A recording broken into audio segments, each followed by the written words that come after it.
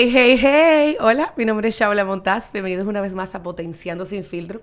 Si esta es la primera vez que me escuchas, gracias.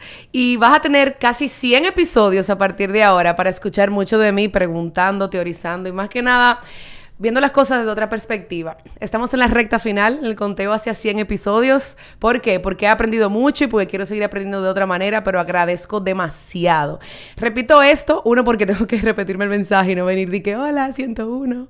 Pero también porque los últimos invitados, por casualidad, por intención, las conversaciones, sea impulsadas o porque también van guiadas hacia lo que ellos hacen día a día, son cosas que quiero seguir teniendo en mi vida. Hemos hablado de temas medioambientales, de temas espirituales, hemos hablado de temas de profesión y de liderazgo. El lunes pasado también hablamos de un libro de PNL, de anclar, de crecimiento, y hoy vamos a hablar de música. Hablamos de tatuaje. Obvio. Y hoy vamos a hablar de música. Entonces, todo esto es un poquito de lo que yo quiero tener más en mi vida. Se los regalo a ustedes porque soy así de intensa y quiero que lo hagan. Pero el día de hoy es una conversación que tenemos tiempo programando, pero se dio como se tenía que dar. Tengo un invitado muy especial para el que no lo conocen. Qué feo. Qué feo de tu parte. Ve a Spotify, dale stop a la entrevista. Ve, busca a Mariela Alemán y después regresa. Hola, ¿cómo estás? Hola, ¿qué tal, Shaula? ¿Todo bien? ¿Todo bien? Finalmente, feliz de que no dejamos esta puerta cerrada. Yo sé, qué bueno. Y qué bueno que fue justo después que me comentabas que estabas en tu gira o ya impulsando proactivamente tu nuevo disco. Yes. Antes de entrar en música, tú sabes que tú sabes, no, obvio, no sabes. Yo casi no me programo para hacer estas cosas. Y como te decía, para mí es un hobby. Pero camino para acá, yo dije, ¿qué fue lo último de música que yo estuve cerca? Cuando digo música es personas que están creando música, porque puedo debatir de música con cualquiera. Y me acordé que vi la película Rocketman de Elton John. ¿Tú la has visto? Sí. Ok. Entonces tengo muchas preguntas. A mí me gusta mucho Elton John. Me encanta, a mí me encanta. Y ver la película fue como qué bonito ver la persona detrás del personaje que él decide entregarme ahora. Sí. Yo no me imaginaba, no sé si es un tema generacional o de poco interés en realidad, toda su trayectoria, pero me impresionó mucho. Y quería hablar contigo en el mundo del artista. Es una pregunta que sé la respuesta, pero quiero escucharte. ¿Esos vicios te cambian? O sea, ¿el mundo te puede cambiar tanto? Bueno, yo creo que eso depende de cada quien. En el caso de Elton John, él tenía una personalidad muy introvertida y esto no es un mundo para introvertidos. Y lamentablemente todos tenemos que participar, pero cuando tú eres muy introvertido y tú tienes que entregarte a la gente, normalmente tú lo haces a través de lo que tú sabes hacer, que es la música, pero además tú tienes que ir un paso más. O sea, si tú quieres vivir de esto, que es convertirte en un personaje, yo creo que él se convirtió en un personaje. Que bueno, Elton John no es su nombre. Sí. Yo, por ejemplo, no me he convertido en un personaje. Okay. O sea, el Mariel que tú ves y que se sube al escenario es el mismo Mariel que se sienta aquí a hablar contigo. Okay. Y porque yo soy un poco introvertido. Yo soy extrovertido e introvertido. O sea, yo tengo un poco de las dos cosas. Y yo sé que si yo me convertía en un personaje, eso te va aislando y te va aislando y te va aislando porque la gente no te conoce por quién tú eres y eso crea problemas. Además, el mundo de artista, de andar de gira, de concierto, cuando tú eres muy famoso, también es difícil de digerir. Es un mundo muy vacío. Sí. Sí. El Mariel pequeño, ¿cómo describiría al Mariel adulto? Es una buena pregunta. Pero pequeño, vamos a dividirlo. Ok, ¿pequeño de qué edad? Exacto, el tipo dije, hey, pequeño, ¿cuándo? Ok, desde que empezaste a hablar mucho, 6 años que empiezan los niños a hablar, sorry, no sé mucho de niños. No, 5, no, como al año. Ok, no, pues perdón, de los 6. Sí, ok. Todas las madres van a estar y después, ya cuando uno entra preteen, que ya tú estás cuestionando muchas cosas porque ya analizas, tienes un poder de análisis. Esos dos niños, ¿cómo describirían al Mariel de adulto? Yo creo que el Mariel niño no ha cambiado mucho. Yo creo que yo soy más maduro, tengo más experiencia, pero el Mariel niño diría que sigo siendo el mismo. Sigo siendo el mismo romántico, que el objetivo principal en la vida es el amor, y las relaciones personales, y que soy un optimista. Quizás el Marel, que sigo siendo dramático como cuando era niño. Quizás Define dramático. Dramático que yo hago una cosa así de grande de algo pequeñito a veces. Ok. Y aunque eso lo he aprendido a controlar. Pero el Marel niño probablemente diría... Le gusta lo que ve. Porque he controlado las cosas negativas y sin renunciar a las cosas positivas. Yo soy muy equilibrada. Me he convertido en una persona más equilibrada. Ok. ¿Y el teen? ¿No tuvo etapas rebeldes o de muchas inquietudes? Lo que pasa es que yo me fui a vivir solo cuando tenía 16 años a España. Y entonces yo duré muy poco tiempo siendo teen. Fuiste adulto de una, rapidísimo. Sí, de una vez yo... Digo, no lo veo mal. Mi mamá me decía, yo no debía haberte dejado ir tan pronto. La pobrecita. Y yo decía, no, eso me cambió la vida para bien. O sea, yo maduré rápido porque yo me sentía que yo era maduro. Cuando yo tenía 15 años me fui un verano a Filadelfia y lo que más me encantó de ese verano era la libertad, la independencia. Claro. Y poder ir y comprar un café con mi dinero y estar solo y no tener que decirle a qué hora yo llegaba. Y a partir de ahí fue como mi objetivo y mis teens se convirtieron en mi adultez muy tempranamente. ¿Cómo esa libertad ha influenciado en tus letras? Tú sabes que tú diciendo eso, yo dije, qué chulo que desde la libertad y no el libertinaje, y sabiendo que tienes un hogar que es un privilegio a donde regresar, uno se siente libre seguro. Porque hay veces que uno se siente libre y se siente inseguro. Sí. Porque dice, ¿y ahora cómo lo hago? Sí. Pero ¿cómo esa libertad tú sientes que ha influenciado en tus letras? Bueno, hablando del Marel pequeño, yo siento que esa libertad me permitió perseguir, y eso era la intención de mi madre, me permitió perseguir mi sueño y mi amor. Porque yo siempre... Esa fue como la prioridad número 1. Encontrar una pareja que... Tu sidekick. Me completara. Ajá. Y como que yo anduve mucho tiempo detrás de eso. Y ese era como el norte. O sea, está la carrera, hay otras cosas, pero desde que yo era chiquito ese era como el norte. Yo no sé si vi demasiado Candy, demasiado muñequito amoroso, pero eso estaba ahí. Y ahora que ya lo tengo, entonces he comenzado a centrarme en otras cosas. Sí. ¿Sabes que cuando... No. Tú me preguntabas de las letras. Exacto. ¿Cómo ha influenciado en las letras? ¿Cómo ha influenciado en las letras? Entonces yo creo que esa libertad de poder perseguir eso dio muchas letras. Me permitió explorar muchas cosas. Leer mucho. Buscar caminos propios. No caminos que me dijeran o que yo viera a mi alrededor. Aprendí de mis amigos. Entonces todo eso influenció lo que yo luego escribí. Yo me acuerdo cuando yo tenía 12, 13, 14 años, yo escribía ya, pero escribía canciones súper románticas, muy parecidas a Luis Miguel, que en ese momento yo lo escuchaba mucho y lo imitaba y todo eso. Y a medida que fui en España cuando estaba allá, que al principio yo vivía en una residencia de estudiantes, me acuerdo que mi compañero un vecino de habitación, me decía, ¿qué es lo que tú haces escuchando eso? Oye, esto. Y me ponía Otis Reading, me ponía... a Silvio Rodríguez, que ya yo lo conocía, pero él me decía, no. Escúchalo de verdad. Y entonces eso fue influenciando la manera en la que yo iba escribiendo. Yo me metí muy en el soul y el Motown gringo. También en la Nueva Trova. En ese momento, además, Pedro Guerra estaba comenzando a salir. Entonces, como que de repente todas las piezas musicales fueron encajando y eso fue... construyendo la forma en la que yo escribía. Sí, y tu exposure a otras personas, otras culturas, como siempre, ayuda. Y uno no se da cuenta, yo siento que hasta que uno no está viviendo, suena cliché a través de su propósito, pero no, cuando uno está viviendo cosas que le encienden la energía y el alma.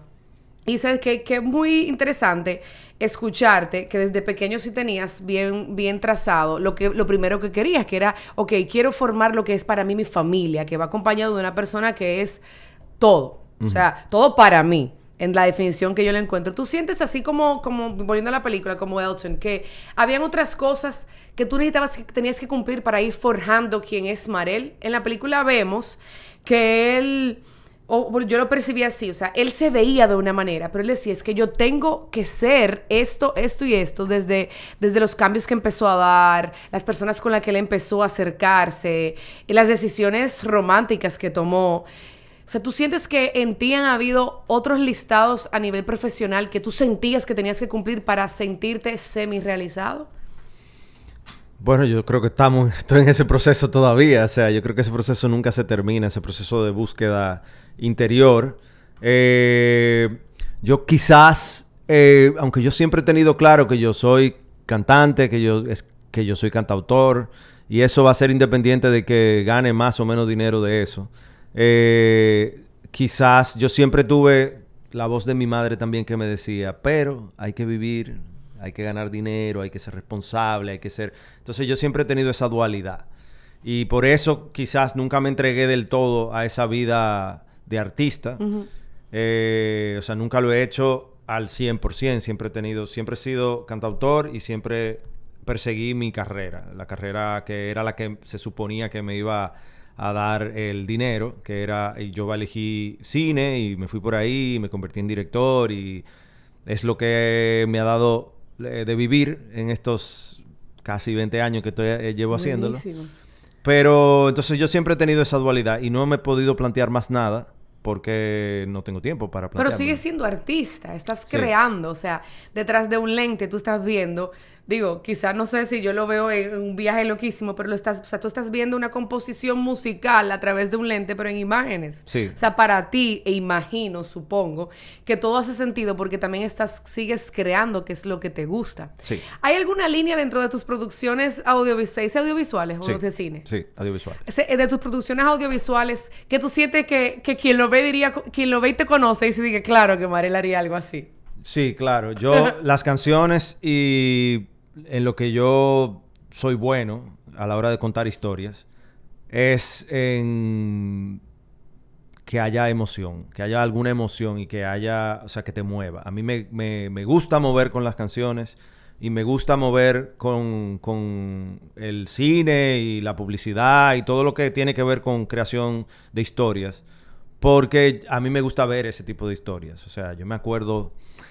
de ir al cine con mi mamá a ver Cyrano de Bergerac. Me acuerdo ahí en el cine, en Cineplex en ese momento. Y yo llorando como un niño de ver la historia. Y yo conozco ya, formando parte de la industria, conozco cuáles son los mecanismos que logran eso. Pero igual, fuera de lo racional, a mí me gusta conectar esos elementos que al final hacen que cuando tú ves algo o oyes algo, te produzca una emoción. Y también de manera intuitiva. O sea, yo hago las cosas de manera intuitiva para que eso suceda. Y cuando lo logro, me encanta. Cuando no lo logro... Claro, te frustra. Sí. Sale el dramático. Sí.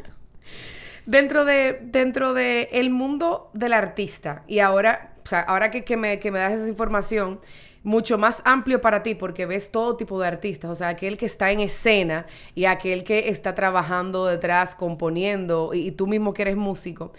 ¿Qué de ese mundo, como nosotros los que estamos de este lado, los espectadores, lo vemos, es tan real? Me explico, volviendo a la película, o sea...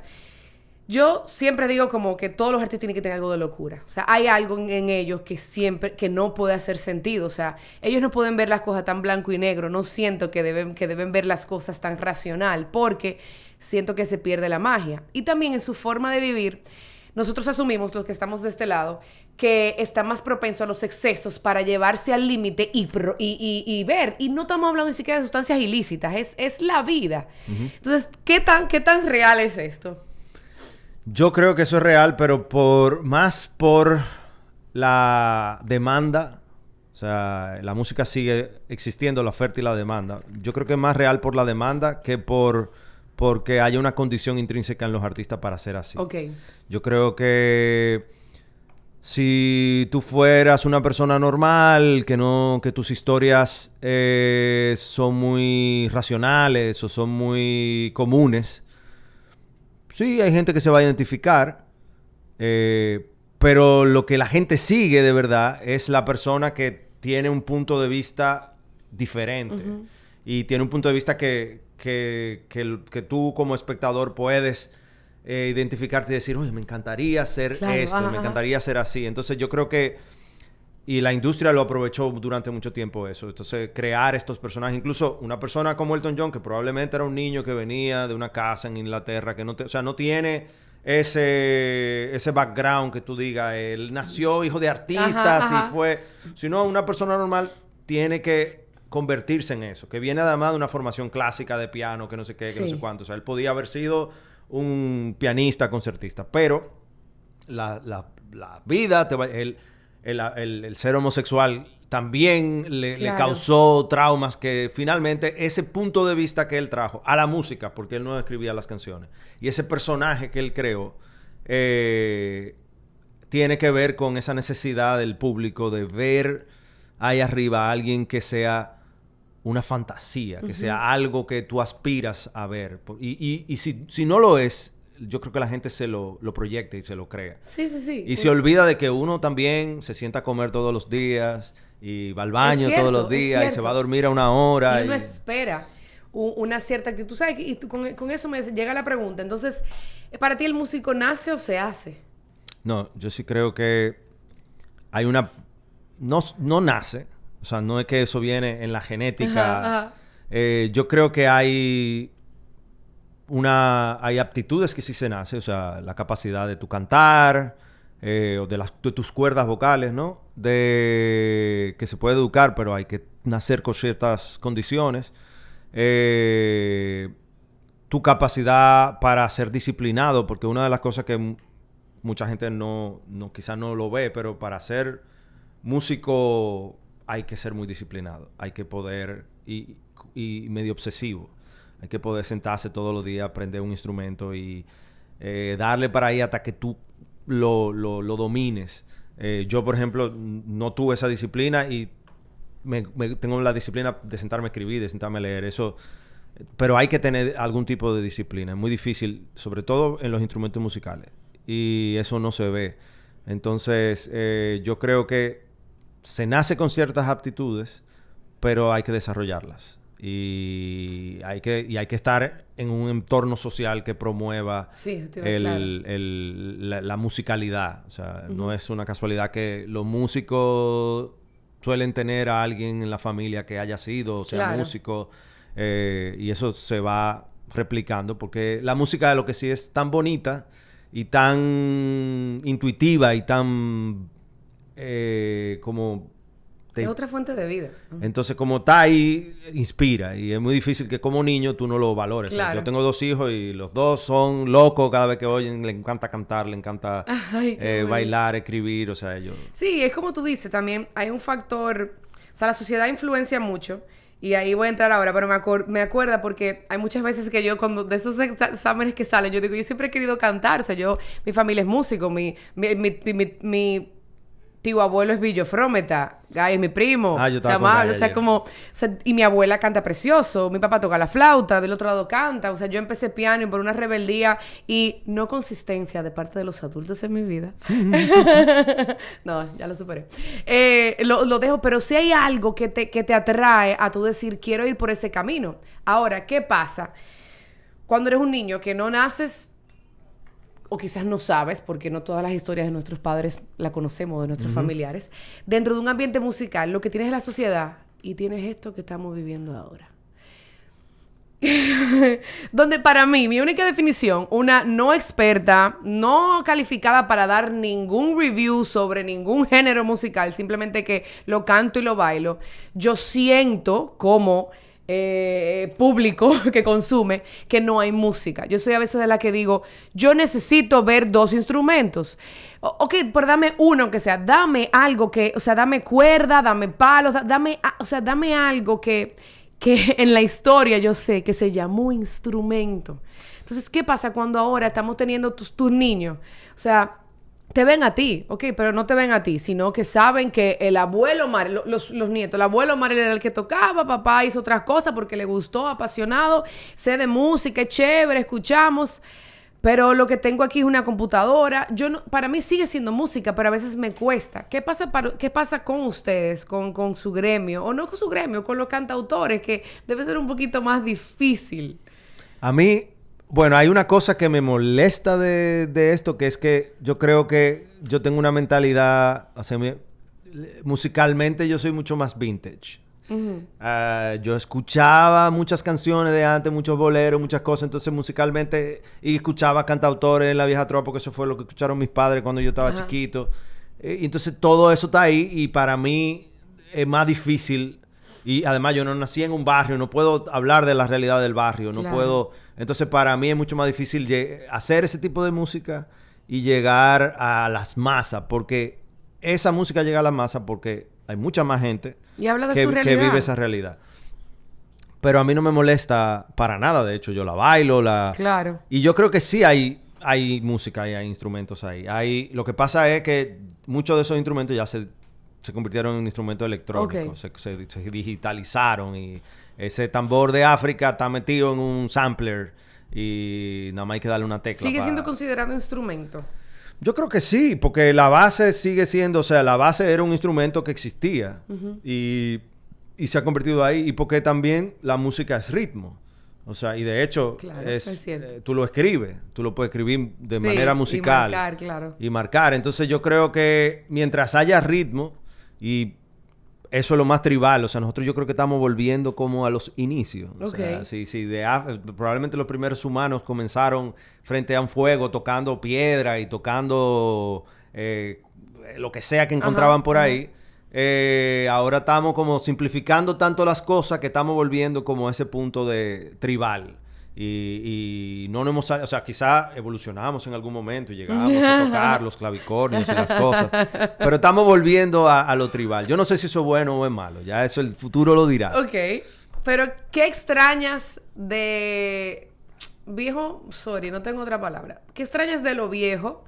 ¿Qué añoras de lo viejo? ¿Y qué te gusta del presente? De lo viejo me gustaba... que había que usar la imaginación un poquito más. Había que escuchar las letras y descifrarlas. Y buscarle el sentido y ponerle tu propio significado. Yo creo que ahora las letras que se hacen y la música se ha hecho mucho más simple. Las letras son mucho más simples. Los mensajes son un mensaje. No hay muchos mensajes ocultos salvo el doble sentido. Que... yo sé lo que te estoy diciendo, casi siempre tiene que ver con algo sexual, pero esta es la realidad de esta manera. Tú no tienes que imaginártelo mucho. Eso, en la mayoría de las letras, no todas son así. Hay algunas que de verdad se la curran. Entonces, de lo viejo me gustaba mucho eso, que había la como... poesía, la poesía, exacto. La metáfora, el esfuerzo. Había también un know-how de... construcción las clases de la española dieron su fruto. Exacto, exactamente. había un know-how del español, de cómo... Entonces eso me gusta. Y que también, como te decía antes, a mí me gusta... yo soy romántico, me gusta que me mueva, que me produzca emoción, que yo sienta como una cosita aquí en el pecho, que me haga llorar, que me haga reír. Y la música de ahora es básicamente para gozar y para bailar. Tú sientes no. Para mí, la música, o sea, cuando empezó a comparar letras, o sea, yo a veces soy mucho más de lyrics que de music, pero hay momentos en los que simplemente quiero escuchar acústico. Instrumental. Sí. Instrumental. Pero siempre, o sea, las letras son gritos a voz, son gritos. O sea, son gritos de esa persona y su situación, de lo que está viviendo. Por eso es muy importante lo que tú recalcaste. O sea, que uno lo discute fuera de cámara en estos grupos. Es como, bueno, que yo no estoy viviendo esa realidad, entonces se me es imposible hablar de esa realidad de esa manera, tan cruda. Pero ahora mismo yo siento que, y es mi análisis, que cuando bailo el reggaetón y digo, pero yo estoy pidiendo que me hagan eso, y esa locura. Que es que estamos gritando de mil maneras más conexión, estamos gritando como volver a la base y saber que no estamos solos. Porque de alguna manera u otra, todo este impulso comercial, la globalización, la masculinidad tóxica, la masculinidad no desarrollada, el feminismo tóxico, todas estas corrientes y todos estos labels nos están convirtiendo en individuos individuales. Y a través de la música vienen estas personas a decirnos, tú quieres esto, tú quieres lo otro, tú vas a sentir y del tener. Entonces, A mí personalmente me preocupa, pero yo sé que sí, yo sé que soy la excepción, o sea, me preocupa como que no pausemos. O sea, yo me he pausado así un reggaetón y decía, en realidad es heavy. Yo nunca lo he pedido así de que a la clara, como sin ritmo detrás. Yo necesito esto, o sea, ¿qué está pasando? ¿Qué está pasando en todos los otros aspectos que influencian al cantautor o al escritor, al escritor, que en su día a día se siente o rechazado, o que no es suficiente, o que no tiene lo que necesita? ¿Qué tú crees que estamos viviendo? Nuestra generación, porque estamos hablando, cuando hablamos del presente, de muchos artistas muy jóvenes. O sea, todavía no conozco un reggaetón. Daddy Yankee es otra cosa, él hizo un pacto con alguien. Pero, o sea, de la música moderna, desde pop, dembow, todas esas cosas, reggaetón. Urbano, lo urbano. Exacto, lo urbano. A veces yo digo que me fui urbana hoy, y en actitud. ¿Qué está pasando con esa generación de jóvenes? ¿Qué tú sientes que estamos viviendo que es muy diferente a lo que tú veías que vivía aquellos artistas? Que también existía, el rap existía, el hip hop existía, el rock existía. No, y el rap existía con muchísima letra. Claro. Y mucha intención de Sí, cambio y las social. críticas sociales, exacto. Yo siento que el género urbano, el rap, el hip hop, se fue alejando de sus inicios en términos de lo contestatario que era. Y se fue usándose como medio de evasión porque la industria necesitaba que se convirtiera en un medio de evasión. Porque la gente, o sea, los que estaban detrás, que ganaban dinero del trabajo de los artistas, necesitaban que tú fueras a una discoteca a consumir alcohol, drogas, etcétera, porque había toda una industria detrás que necesitaba eso. De hecho, hay una serie que se llama The Get Down, que está en Netflix, que es de Baz Luhrmann, el que acaba de hacer Elvis, sobre los inicios de la comunidad hip hop en Nueva York. Y está muy bien hecha porque estos son MCs que comenzaban, carajitos que escribían súper bien y que no sé qué, pero para poder financiar su carrera se tuvieron que como convertir en camello. Entonces era esa mezcla de este género musical con las drogas. Entonces, claro, en los sitios tú necesitas darle un poquito a la gente de elevación que no tienen, porque si viven una vida donde es de 9 a 5, todo es serio, todo es racional, no sé qué, cuando tú sales los fines de semana, tú lo que menos quieres es tener que pensar. Sí, tú quieres salir del sistema. Entonces yo creo que esa música responde a cómo el siglo XX fue para... O sea, nosotros lo estamos viviendo ahora, pero eso tiene que ver con... Venimos acelerando el ritmo de vida y le estamos dejando muy poco espacio a la gente para pensar. Y ahora tenemos teléfonos celulares, smartphones, que nos dejan menos tiempo para pensar, porque en los momentos libres que tenemos, cogemos la pantalla y nos ponemos a hacer algo y estamos en constante comunicación. Entonces yo creo que estamos tan saturados de información que cuando tú oyes una música, tú no quieres pensar. Tú dices que tú bailas un reggaetón y tú estás oyendo la letra. Tú no estás oyendo la letra, tú estás bailando. Claro, es después. Y viene eso después. Entonces yo creo que es una evolución natural por el estilo de vida que nosotros tenemos ahora mismo. ¿Qué quiere proyectar las letras de Marel? O sea, ¿qué te gustaría que la gente... ¿Cómo te gustaría que la gente describiera tus letras?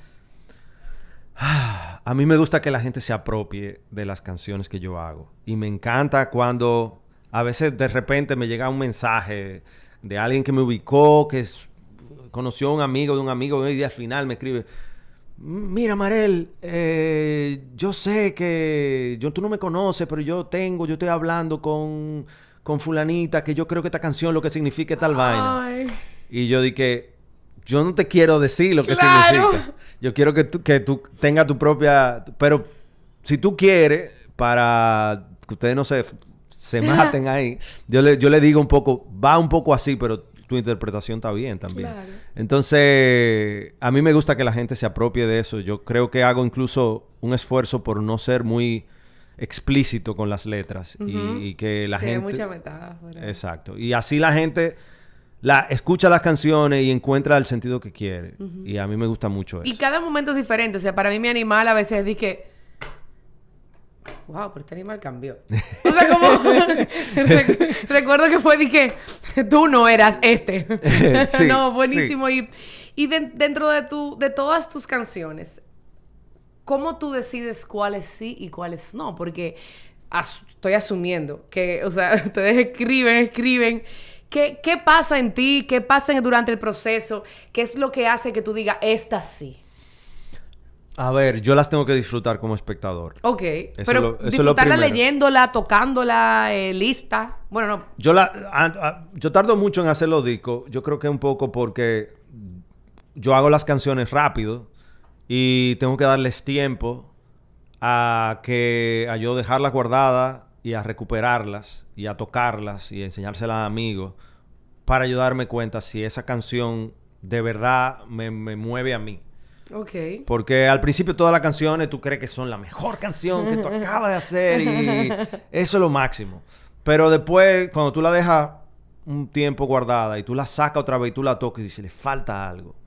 Está incompleta. De alguna manera tú lo sientes. O la estructura no funciona o esa letra que tú pensabas que era súper buena realmente es una canción más. O sea, no está aportando nada. O hay canciones que son muy metafísicas que yo digo, esto no lo va a entender nadie. Esto es una paja mental mía. Entonces yo la voy a usar para mí. Hay de esas canciones que yo solo me toco a mí. Entonces las canciones que pasan como esos filtros de, ok, esto... ¿Cómo tú eliges tus filtros? Esto es digerible. Me gusta cuando yo la canto. Yo la oigo. Ajá. Me gusta escucharla a pesar de que haya pasado tiempo. Ok. Y básicamente eso, que digan lo que tienen que decir, que me sigan moviendo después de un tiempo y que aporten algo, que no sea sacar canciones por sacar canciones. Okay. ¿Cómo ha cambiado Marel desde su último disco a este nuevo?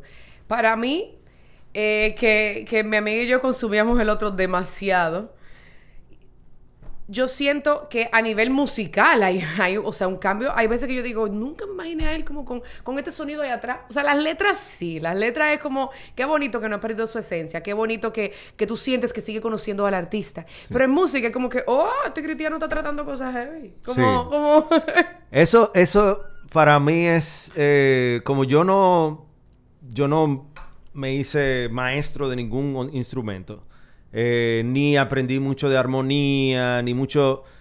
Y también a veces me asustaba cuando estaba aprendiendo mucho, porque era como que yo no quiero limitar mi experiencia musical a fórmulas preestablecidas. Sí.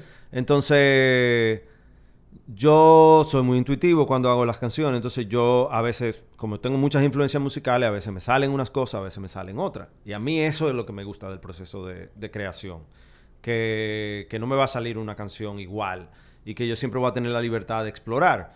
Luego me he dado cuenta que con las herramientas también eso te da o sea, las herramientas musicales te dan otro tipo de libertades cuando tú aprendes a romper las reglas. Pero en mi caso, como yo no le dediqué tanto tiempo a la parte formativa de la musical, cuando escribo me salen canciones diferentes. Entonces, también me gusta cuando yo hablo como tengo que recurrir a buscar un productor musical, me gusta el proceso de explorar okay. Qué tipo de ritmo, cómo lo vamos a hacer. Y en este caso, por ejemplo, en el último disco encontré a un aliado que fue Isaac Hernández. En Carne encontré otro aliado que fue Chuchi, Lázaro Colón. Y en De Papel encontré un aliado que ha sido como una segunda alma musical, que es Peter Nova, porque sigue siendo mi amigo y seguimos haciendo música juntos. Pero en cada disco hay un productor diferente y hay un proceso de exploración diferente. Y cada canción tiene un proceso diferente. Por eso que yo hago discos. Ese es el proceso más divertido. El proceso menos divertido es tener que promocionarlo y distribuirlo y todo. Pero ese proceso de creación a mí me encanta y por eso yo siempre voy a buscar diversidad. Y por eso en este último disco las canciones son todas diferentes. Sí, totalmente. Todos los ritmos son diferentes. Hay un merengue, hay una bachata, ajá. Hay un funk, hay poco de todo. Y quizá eso es contraproducente a la hora de vender la música, pero a mí siempre ¿Cómo te gusta. retó este último disco? Bueno, lo hicimos durante la pandemia. O sea, las canciones estaban escritas hace mucho, pero cuando comenzamos, siempre me pasa eso. Cuando comienzo a hacer el disco, entonces es cuando más creativo me pongo y me pongo a escribir más. Entonces, de ahí salieron 3 canciones. Salieron durante, ya con el proceso comenzado. Tuve que descartar unas canciones que tenía. Y el reto siempre va a ser hacer esto con tu propio bolsillo, motivarte, porque cuando tienes otros trabajos, otras cosas, la familia, no sé qué, tú tienes que sacar tiempo de tu tiempo libre para dedicárselo a esto.